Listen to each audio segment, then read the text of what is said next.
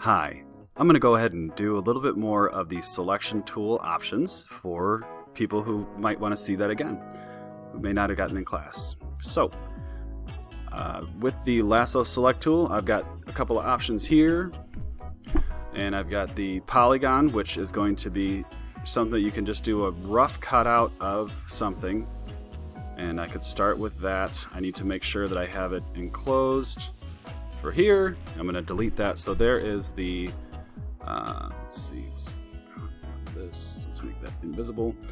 So then there's also the magnetic lasso tool. This always isn't so great, but what it does is it's going to, somewhere within that circle, try to stick to pixels that are a different color. This is a great example of how to use the magnetic lasso tool, and it's going to stick from the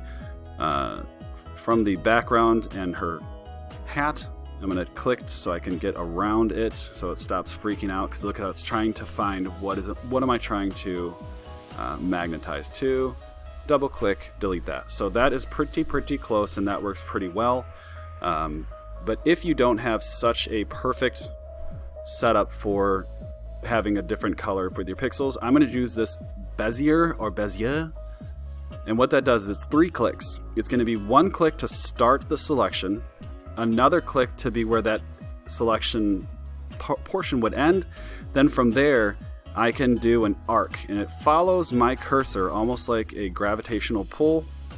Okay? And I can adjust my arc to be as close to her hat as possible. So if I were to go out here, I move it closer, and that's close-ish. So now I have another section I can do. I want to do sections that I can make sure that I can get really close to her hat.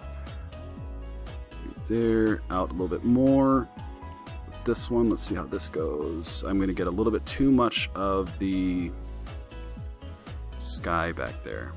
But once again, I need to make sure that I am closing off this selection, because it's 3 clicks for each section.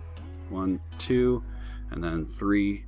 But I'm just trying to do straight lines here. So I'm going to close that off and delete that.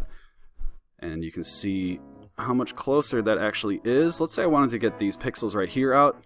I can do the eraser.